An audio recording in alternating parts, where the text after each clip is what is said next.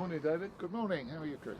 Tell me for a start, tell me when you met Phil Hadwen. When was the first time you met Phil? Well, as far as I'm concerned at the moment, it's as if I've known him forever. I think I met him about 10 to 12 years ago, possibly a bit more, at the Felixstowe Society. Right. And then he came and we played a lot of golf together here.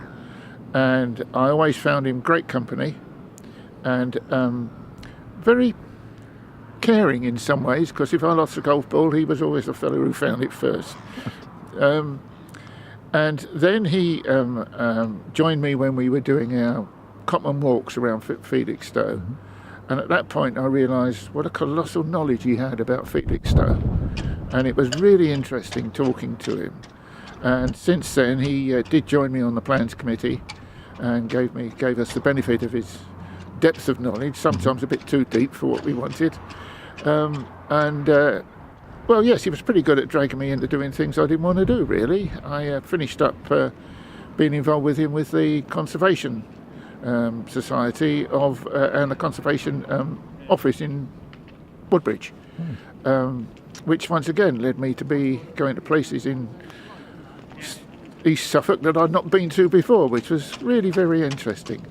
I always found him a very gentle man, very caring bloke, and he was also a dab hand at doing absolutely ferocious quizzes, which, to be fair, he did sort of sort the questions out for his audience, because not very many of us were all that young doing it. So you went in and did the quizzes? Oh yes, I was in there as a little team. Right. I think the best we ever came was about fourth, but always great fun. Tell me one more thing. As a golfer, how good was he? Was he any good? I thought yes, he was. He was very good and very generous in that he gave us all lots of strokes to play with, which meant he then found it jolly difficult to win anything. But yes, he was. When he was on song, he was unbeatable. I mean, he used to go around the 9-hole course, and if he took more than 45, he was really quite miffed. He was golfer. good. He was a serious golfer. He did give it up in the end. I think it all got a bit too much for him. And yeah, I'm going to miss him. He was a great chum. A little story about your common walks. Tell me what happened. Well, we were going round and Phil had joined in on the tail end as tail end Charlie, keeping everybody there. And when we walked past the wall outside Harvest House, which is listed, he was very intrigued when I said to the group of people, look, if you look carefully, you can see a fingerprint in one of these bricks. And sure enough, they spotted it. And I explained to them that this is because back in the old days when people were making their bricks, when they were drying in their racks, they used to count them. And so as he didn't lose track, he put his finger on it. And then 200, it was 2 fingers, and so on. You should have seen Phil's face. And he never missed it next time he was going round. When my wife died on Boxing Day 2011, I was very aware that Phil, who I knew at a distance, become very concerned about my welfare. So he sort of looked after me in a sort of way. First of all, he invited me to a lunch at the Brook, which he had for some time, I believe, where he invited the great and the good, and he invited me to join him. And that type of lunch has continued since then, not with him, of course, but although we do remember him when we do meet, our friends, not from that time, but from recent times, it still continues. That's the thing that sticks in my mind. Right. He actually brought me into a group of people following from my sort of problems at the time, yeah.